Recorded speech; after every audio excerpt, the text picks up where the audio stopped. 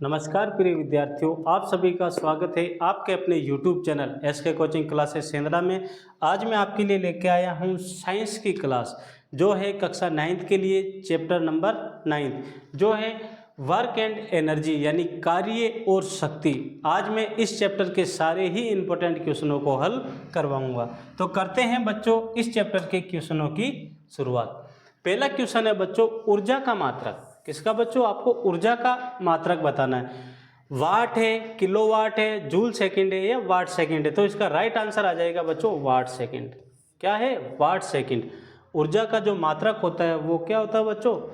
Watt second. अब यहाँ पे दे रखा है ऊर्जा, तो सबसे पहले मैं आपको बता देता हूँ ऊर्जा की परिभाषा। किसकी? ऊर्जा। किसी कार्य को करने की क्षमता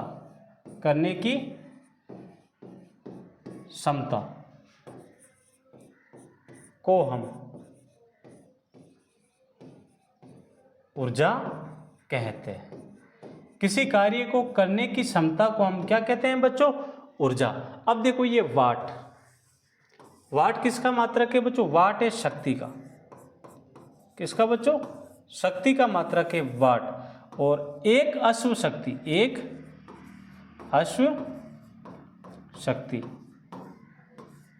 शक्ति का मान 746 वाट होता है। कितना बच्चों? 746 वाट। ठीक है बच्चों। कार्य का जो मात्रक है वो क्या है? Watt second. कार्य की ऊर्जा की परिभाषा, किसी कार्य को करने की क्षमता को हम क्या कहते हैं? ऊर्जा कहते हैं। ठीक है बच्चों, बढ़ते हैं अगले क्वेश्चन की ओर। अगला क्वेश्चन है स्वतंत्रता पूर्वक गिरती हुई वस्तु की गतिज ऊर्जा का मान।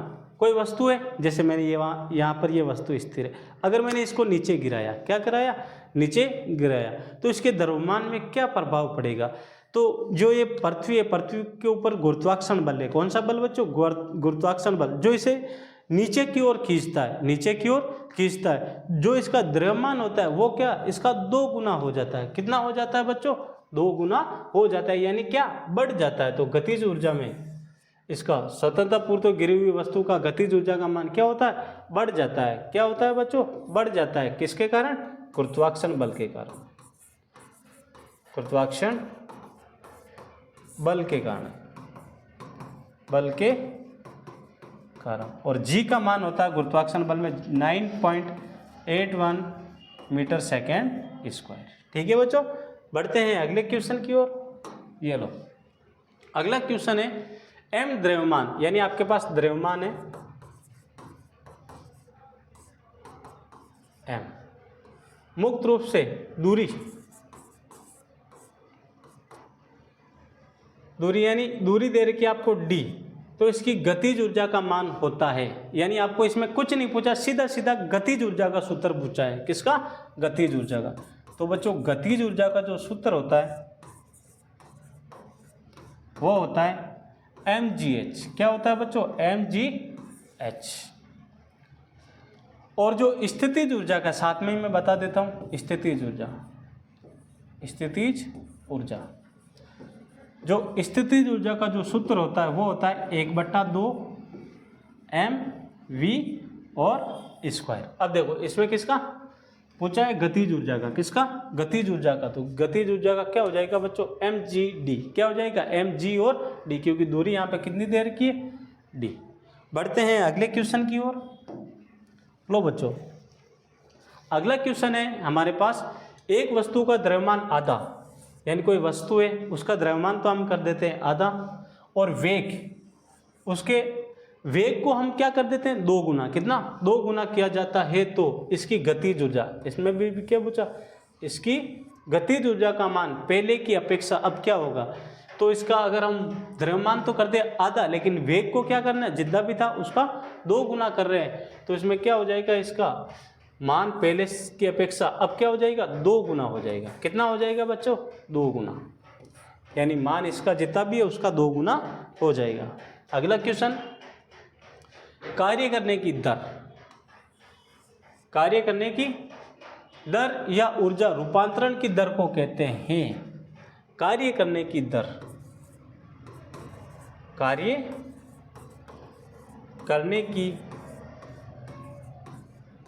दर, दर को हम क्या कहते हैं बच्चों? शक्ति। क्या कहते हैं? शक्ति। शक्ति, शक्ति का मात्रक, शक्ति का मात्रक होता है बच्चों वाट। क्या होता है? वाट। अभी पहले ही बता दिया था, 1 वाट, एक अश्व शक्ति का मान कितना होता है? 746 वाट। और इसका सूत्र हो जाएगा P बराबर W/T। तो इसका राइट आंसर क्या हो जाएगा बच्चों? शक्ति। कार्य, कार्य की भी परिभाषा बता देता हूं मैं। कार्य, किसी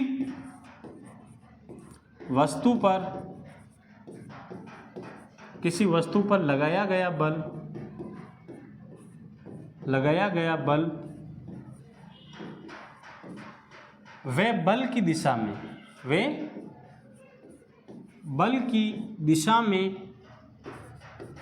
दिशा में तय की गई दूरी के गुणनफल को हम क्या कहते हैं बच्चों? कार्य। कार्य बराबर हो जाता है W बराबर F गुणा S। ठीक है बच्चों, ये हो जाता है कार्य का फॉर्मूला। बढ़ते हैं अगले क्वेश्चन की ओर। गतिज ऊर्जा का मान निर्भर करता है। अब जो गतिज ऊर्जा उसका मान किस पर निर्भर करता है? एक तो गतिज ऊर्जा का जो मान है, एक तो करता है द्रव्यमान। किस पर बच्चों? द्रव्यमान। और उस वस्तु के वेग पर। किस पर बच्चों? वस्तु के द्रव्यमान और उसके वेग पर। तो इसका राइट आंसर हो जाएगा बच्चों केवल वस्तु के द्रव्यमान पर, गलत। केवल वस्तु के वेग पर, गलत। उपयुक्त में से कोई नहीं, गलत। तो राइट आंसर आ जाएगा इसका द्रव्यमान व वेग, दोनों पर निर्भर करता है। अगला क्वेश्चन है, किसी पिंड का वेग 2 गुना, यानी कोई वस्तु है उसके वेग को हम क्या करते हैं? 2 गुना। तो उसकी गति, ये देखो वापिस गतिज ऊर्जा ही पूछ रहा है। गतिज ऊर्जा में मान क्या, जितना भी मान होता है उसका क्या हो जाता है? 2 गुना हो जाता है। तो यहाँ पे वेग को 2 गुना कर रहे हैं, तो कितना? 2 के डबल कितने? 4। तो इसमें कितना हो जाएगा? इस पिंड का वेग 4 गुना। कितना हो जाएगा बच्चों? 4 गुना। अगला क्वेश्चन है, जब किसी वस्तु पर लगने वाला बल और इसके विस्थापन की दिशा में हो तो किया गया कार्य। ये देखो, अगर आप देख रहे हो तो ये किसकी परिभाषा है? कार्य की परिभाषा। जो मैंने आपको पहले ही क्वेश्चन समझाया था उसमें कार्य की परिभाषा बता दी। आपको इसमें व्यंजक लिखना है, व्यंजक यानी कार्य का सूत्र बताना है। तो मैं आपको एक बार फिर से कार्य की परिभाषा लिख देता हूँ, जैसे कि बार बार रिपीट होने पर आपको जल्दी और आसानी से याद हो सके। कार्य, किसी वस्तु पर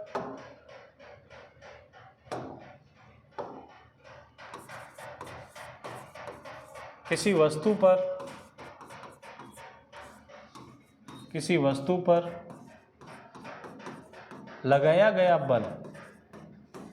गया बल वे बल की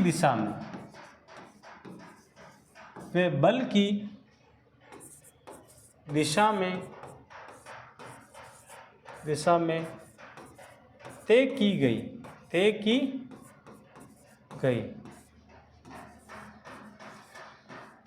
गई दूरी के गुणनफल को क्या कहते हैं बच्चों? कार्य। व्यंजक पूछा, कार्य का फॉर्मूला।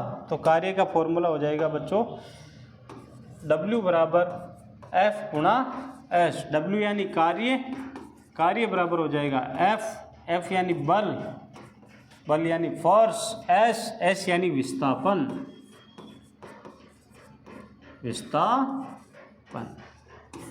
लो, ठीक है बच्चों। लो, बढ़ गए हम अगले क्वेश्चन की ओर। 1 जूल कार्य की परिभाषा देनी है। तो 1 जूल बराबर क्या होता है, 1 न्यूटन गुणा 1 मीटर। ठीक है बच्चों, 1 जूल बराबर होता है 1 न्यूटन गुणा 1 मीटर। अब हमें लिखनी है इसकी परिभाषा। क्या लिखनी है, परिभाषा। जब किसी वस्तु पर, इसकी परिभाषा आ जाएगी बच्चों, जब किसी वस्तु पर 1 न्यूटन, एक वस्तु पर 1 न्यूटन बल लगाया जाता है तो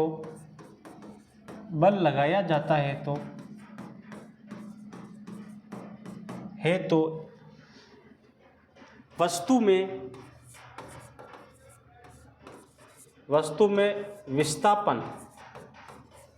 में विस्थापन यानी एक स्थान से दूसरे स्थान पर जाना, विस्थापन 1 मीटर बल की दूरी पर हो जाता है, उसे हम क्या कहते हैं, 1 जूल। क्या कहते हैं बच्चों, 1 जूल। 1 जूल बराबर होता है 1 newton into 1 metre, 1 newton into 1 metre. बढ़ते हैं अगले क्वेश्चन की ओर। अगला क्वेश्चन है बच्चों, किसी वस्तु की गतिज ऊर्जा क्या होती है। नाम से स्पष्ट हो रहा है, किसी वस्तु में उसकी गति के कारण उत्पन्न हुई ऊर्जा। किसी वस्तु या पिंड में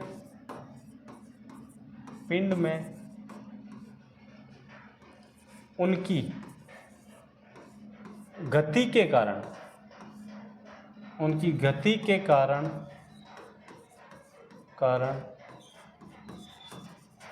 उत्पन्न हुई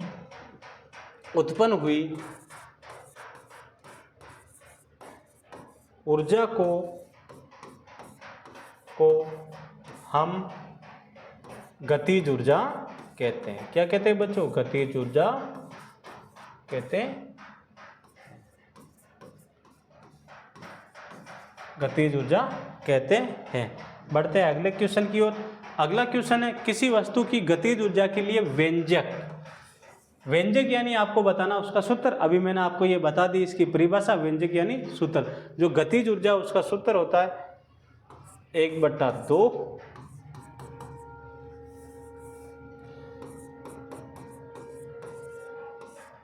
गतिज ऊर्जा बराबर 1/2 mv²। m यानी द्रव्यमान और v यानी वेग, mv और स्क्वायर। ठीक है बच्चों, अब ये हो गया गतिज ऊर्जा का उदाहरण। ठीक, लेते हैं क्वेश्चन नंबर नेक्स्ट। लो बढ़ गए बच्चों। शक्ति क्या है, यानी आपको शक्ति की परिभाषा बतानी है। पहले ही बता दी, शक्ति कार्य करने की दर को हम क्या कहते हैं, शक्ति। कार्य करने की दर को हम क्या कहते हैं बच्चों, शक्ति। क्या कहते हैं, शक्ति कहते हैं। ठीक है बच्चों, कार्य करने की दर को हम क्या कहते हैं, शक्ति। और शक्ति का जो मात्रक होता है वो होता है बच्चों वाट। क्या होता है, वाट। 1 वाट। ठीक है, शक्ति का मात्रक क्या होता है, वाट। और 1 वाट बराबर होता है बच्चों 1 जूल बटा 1 सेकेंड। ठीक है बच्चों, और शक्ति की जो सबसे बड़ी इकाई होती है वो होती है किलोवाट। क्या होती है बच्चों, किलोवाट और मेगावाट। ठीक है बच्चों, बढ़ते हैं अगले क्वेश्चन की ओर। अगला क्वेश्चन है, 1 वाट शक्ति की परिभाषा दीजिए। अब आपको पहले शक्ति पूछी थी, अब आपको 1 वाट की परिभाषा देनी है। किसकी, 1 वाट की परिभाषा। 1 वाट बराबर होता है बच्चों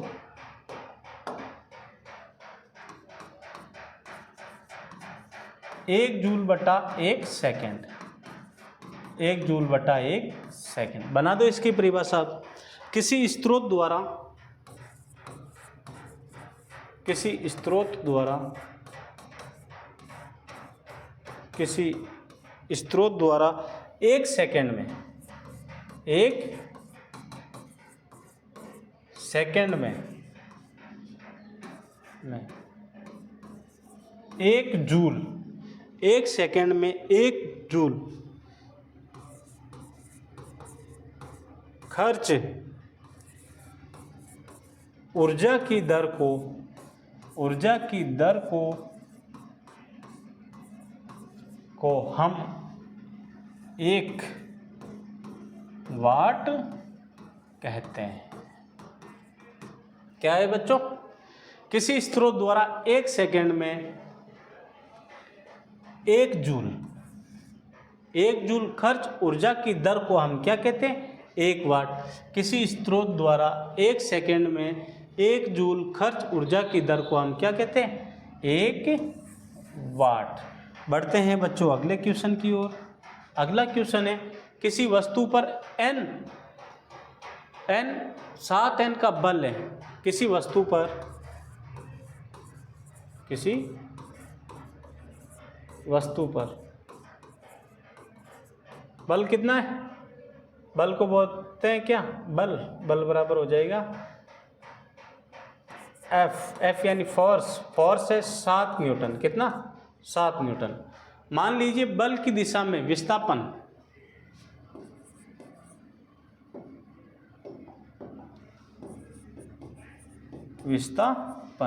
विस्थापन यानी S बराबर है 8 मीटर। कितना?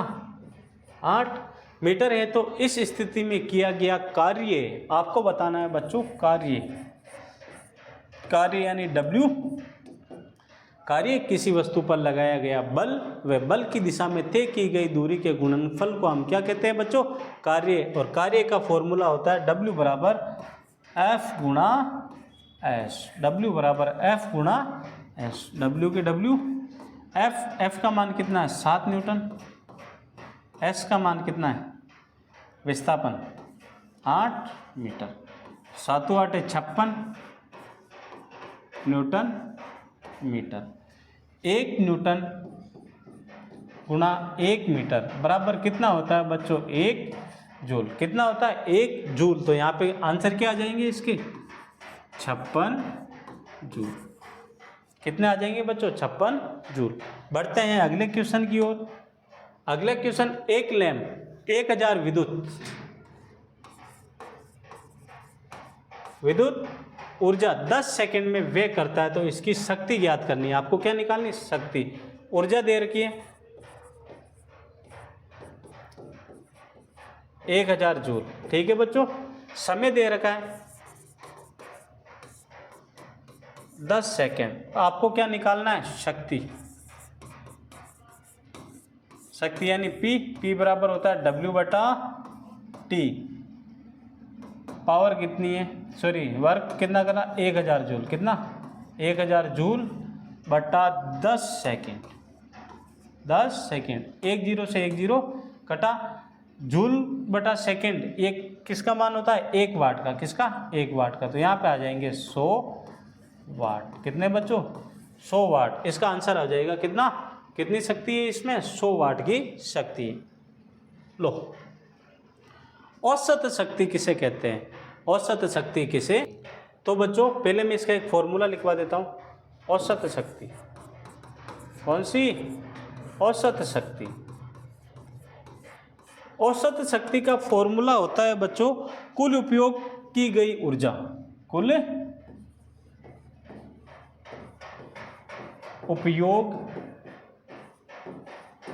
की गई ऊर्जा बटा कुल लिया गया समय। कुल उपयोग की गई ऊर्जा बटा कुल लिया गया समय। अब इसकी परिभाषा हम निकालें तो औसत शक्ति की परिभाषा हो जाएगी बच्चों हमारे पास कुल उपयोग की गई ऊर्जा, कुल उपयोग की गई ऊर्जा में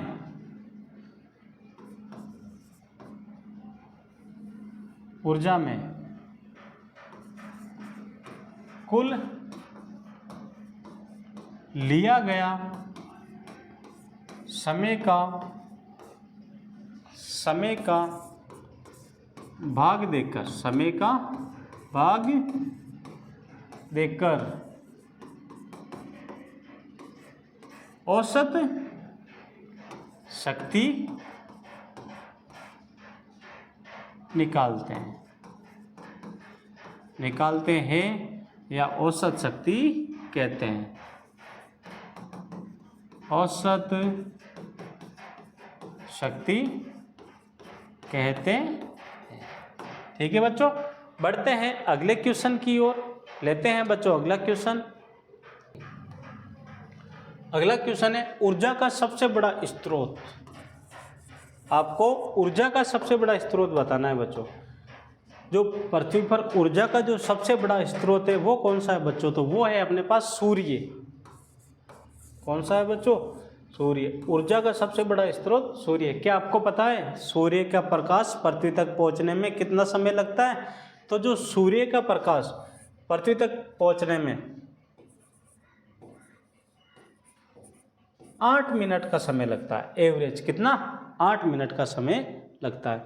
ऊर्जा के प्रमुख स्रोत बताए, यानी ऊर्जा के प्रकार आपको बताने। ऊर्जा कितने प्रकार की होती है, आप जितने आपको याद हो उतने आप नाम लिख सकते हो। जैसे एक तो हो गई गतिज ऊर्जा,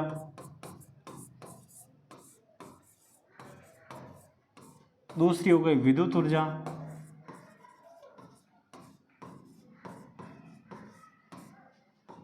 तीसरी हो गई स्थितिज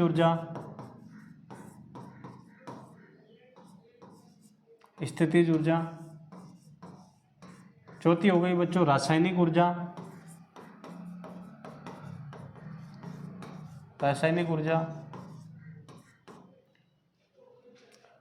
चौथी हो गई बच्चों, पांचवी हो गई प्रकाश ऊर्जा,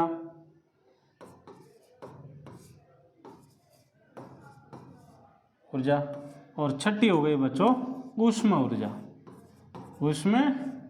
ऊर्जा। ये सभी किसके? ऊर्जा के प्रकार हैं। तो इसमें से आपको जितना पूछे, 2 पूछे, 3 पूछे, 4 पूछे, 5 पूछे, 6 पूछे, आप ऊर्जा के प्रकार बता सकते हो। लेता हूं मैं क्वेश्चन नंबर अगला। गतिज ऊर्जा व स्थितिज ऊर्जा के 2 उदाहरण दीजिए। देखो आपको गतिज ऊर्जा और स्थितिज ऊर्जा के उदाहरण बताने। जो वस्तु गतिमान है, कौन सी है? जो वस्तु गतिमान है और जो एक जगह स्थिर है। क्या है? स्थिर। आपको उसके 2 उदाहरण बताने। ठीक है, अब देखो स्थिति, जैसे हवा में उड़ता हवाई जहाज। ठीक है बच्चों, बंदूक से निकली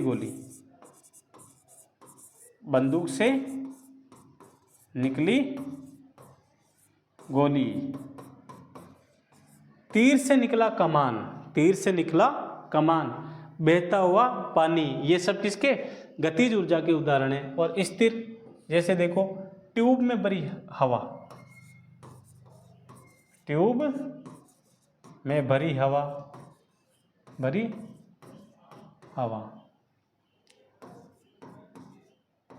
टंकी में स्थिर